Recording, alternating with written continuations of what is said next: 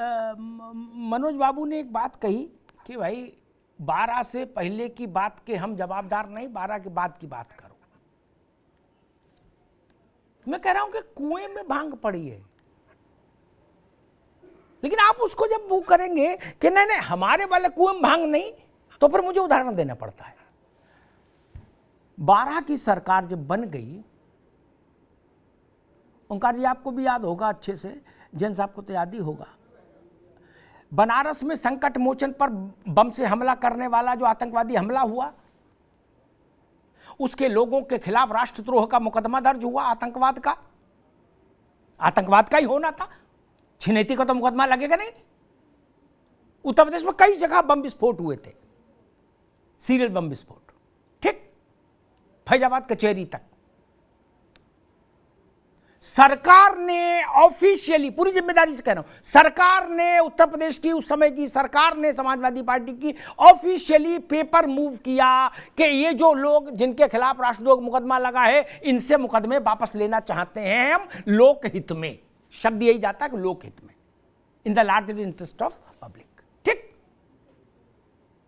High court में गए, सरकार की मंशा, हाईकोर्ट की टिप्पणी मुझे याद है, क्योंकि मैंने उस पर बहस की थी। हाई कोर्ट ने कहा कि इसको रिजेक्ट करते हैं आपकी मंशा को, और हमें तो खतरा ये है यही हाल रहे तो आप इनको पद्मश्री रिकमेंड कर दोगे। मनोज जी अभी रुक जाइए, तथ्य चेक कर लीजिएगा, गलत हो तो मुझे टेलीफोन करके बता दीजिएगा कि आपका अलग से इंटरव्यू करेंगे, है ना। ये शब्द थे कि आप पद्मश्री रिकमेंड कर देंगे इन लोगों को। वो छोटे अपराधी थे, वो गिरेकट थे, वो चाइनीज नेचर थे, नहीं ना, उनसे बड़ा कोई होगा, संकट मोचन पर हमला कर दे। क्या दृश्य बना था बनारस में, कैसी भगदड़ हुई थी, कैसे खून बिखरा था। और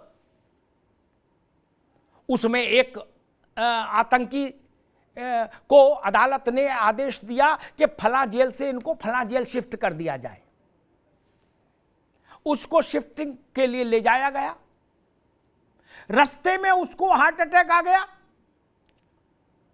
वो मर गया, उसका शव उसके घर पहुंच गया। फिर ठीक, उत्तर प्रदेश सरकार के एक मंत्री 25 लाख रुपए का चेक लेके गए कि तुदीयम वस्तु गोविंदम तुभ्यमेव समर्पये ग्रहण सम्मुखो भूत्वा प्रसीद परमेश्वरः। किस लिए गए थे? देश की आजादी में शहीद हुए थे, वो राष्ट्रद्रोह के अपराधी थे और हार्ट अटैक से मरे। किस बात का पैसा? यहां से समस्या पैदा होती है। मैं हमेशा इस बात के खिलाफ रहा कि ऐसे लोग सदन में जाएं। सोचिए उन सदन की गरिमा की स्थिति क्या होगी। उतने ही अधिकार के साथ ये भी बैठे हैं जो अधिकार अटल बिहारी वाजपेयी के, सोई अतीक के, मुलायम सिंह जी के, सोई अतीक के, हाउस में एक ही में बैठे हैं दोनों। तब सोचिए, छोटी बात है ये, नरेंद्र तिवारी जी, ऐसे लोगों के साथ ये भी बैठे हैं सब। उसके बाद हम क्या अपेक्षा करते हैं? ये तरीका ठीक नहीं। ये जो बना, ये केवल उमेश पाल को मारने का मसला नहीं है जैन साहब। मेरी सिक्स सेंस, मेरी समझ ये कहती सिक्स सेंस नहीं। उमेश पाल को तो सामान्य ढंग से भी मारा जा सकता था। किसी को मारने के लिए इतने बड़े उसकी जरूरत नहीं होती ग्रैंड गाला की। अतीक ये बताना चाहता था कि इलाहाबाद मेरा है। समस्या यहां है। ये जो बम फेंके गए, ये जो सिपाही की कार्रवाई लूट के गोलियां चलाई गई, ऐसे जैसे आतिशबाजी हो रही हो, ये इसलिए किया गया ताकि उत्तर प्रदेश के इकबाल के ऊपर आप लात रख के खड़ा होना चाहते हैं। समाजवादी पार्टी, भाजपा, कांग्रेस, सपा, बसपा आएंगी जाएंगी, इतनी बड़ी चीज है क्या? लेकिन गुंडे मवाली उत्तर प्रदेश के इकबाल के ऊपर खड़े हो जाएंगे क्या? दृश्य देखिए, हमने बड़ी बड़ी हत्याएं देखी, शांतिपूर्वक हो गई, बिना हंगामे के। नहीं, मैसेज देना था कि जो मैसेज जा रहा है कि अतीक का नहीं है इलाहाबाद। बोले ना जी, हम बताएंगे, हम कुत्ता लेके मंच पे चढ़ जाते हैं, हमको जानते नहीं हो। लो, ऐसे लोगों के साथ ये भी कहा गया है मानस में कि दुष्ट दलन रघुनाथ कला की।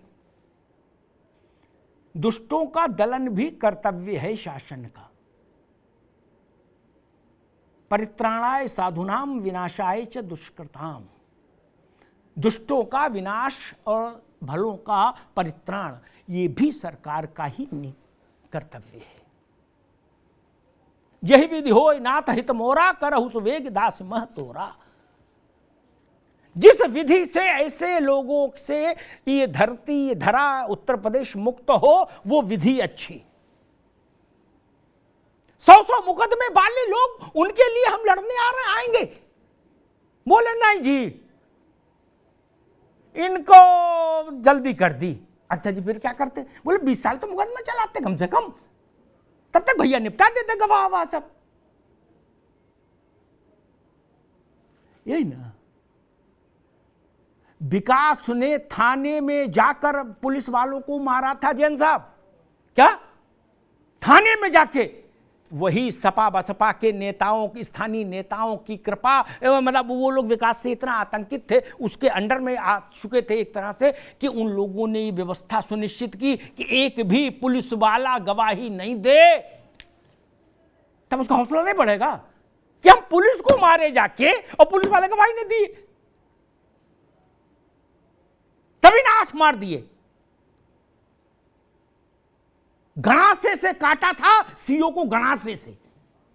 जैन साहब याद है, तब भी हम आप चर्चा में आए थे। गणासे से काटा था। वो चुनाव डिक्टेट करता था, चुनाव। एमएलए एमपी की टिकट उससे पूछकर होती थी। उसकी इच्छा के खिलाफ हो जाए तो चुनाव हरवा दे। ये केवल टिकट नहीं लेते।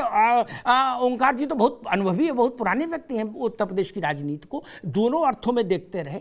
जब राजनीति में नहीं थे तब भी राजनेताओं को जानते हैं। ये बड़े अपराधी, ये अपने इलाके की ट्रांसफर पोस्टिंग अपने हाथ में रखते हैं। मानेगा कोई नहीं, लेकिन मैं जानता हूं। ये अपने इलाके की टिकट अपने हाथ में रखते हैं, पार्षदी से लेके, प्रधानी से लेके और लोकसभा तक। ऐसे समानांतर व्यवस्था नहीं चला लेते। ये तय करते हैं कौन दरोगा लगेगा, कौन कप्तान लगेगा, कौन सीओ लगेगा। क्या सच्चाई नहीं है? इससे मुक्ति चाहिए, और हर कीमत पर मुक्ति चाहिए उत्तर प्रदेश को। तब तक आगे नहीं बढ़ सकते। एक ऐसा दृश्य उत्तर प्रदेश की प्रतिष्ठा को कितने वर्ष पीछे लेके पटक देगा, आप समझ नहीं सकते। जैन साहब गलत कह रहा हूं? दुनिया भर में यह तस्वीर दिखाई जा रही है कि आज के दौर में ऐसा भी होता है क्या उत्तर प्रदेश में? यह हमारे लिए सामूहिक लज्जा की बात है, सामूहिक पीड़ा की बात है। पार्टियों का मसला नहीं है। सारी पार्टियां ये तय कर लें कि हम टिकट नहीं देंगे तो भी निपट ले पुलिस हमारी, लेकिन जब आप उनको एमएलए एमपी बना देते हो, पुलिस के हाथ बांध देते हो, क्या करे पुलिस? उदयभन करवरिया विधायक नहीं हुए, जिनको मारा वो भी विधायक थे, सपा के थे, यादव जी नहीं है। तब क्या करे पुलिस? मरने वाला भी विधायक, मारने वाला भी एमपी, क्या करेंगे? अपराधी को अपराधी ही रहने दीजिए तो जैन साहब की बिरादरी के लोग निपट भी लें। और मैं इतनी बात कह सकता हूं जो मैंने व्यक्तिगत अनुभव किया है अपने पत्रकारी जीवन में। आप पुलिस के हाथ खुले छोड़ दीजिए। अतीक को बहुत कम बार तो ऐसे पकड़े गया कि सार्वजनिक तौर पर पकड़ा गया हो। जिस एक अधिकारी ने पकड़ा उसकी बैंड बजा दी, तो उसके बाद से किसी ने पकड़ने बंद कर दिया। जो मिला सो सैल्यूट मारा, बोले सर। ये स्थिति थी अतीक की, सच में। मंत्री मंत्री विधायक तो बहुत मतलब छोटा समझते थे अपने को अतीक के सामने। मैंने देखा है उसके रुबाब को, देखा है कैसे बात करता था। आप सोचिए कोई कुत्ता लेके चढ़ सकता है मंच पर, रंगबाजी की इंतहा। राजनीति से ये हटना चाहिए। राजनीतिक संरक्षण हटा लीजिए, पुलिस सक्षम है, अपने आप न्याय देगी। पुलिस कहीं कमजोर नहीं है, लेकिन मुश्किल ये है जब टेलीफोन आ जाए तो पुलिस वाला करे तो करे क्या। आज अवसर मिला है, मिट्टी में ही मिल जाना चाहिए। जो उत्तर प्रदेश की शांति, सौहार्द, सामंजस्य को मिट्टी में मिलाने पर आमादा हो, उसको मिट्टी में मिल जाना चाहिए। उसका नाम कोई हो, पता कोई हो, जात कोई हो, मजहब कोई हो, इससे कोई फर्क नहीं पड़ता।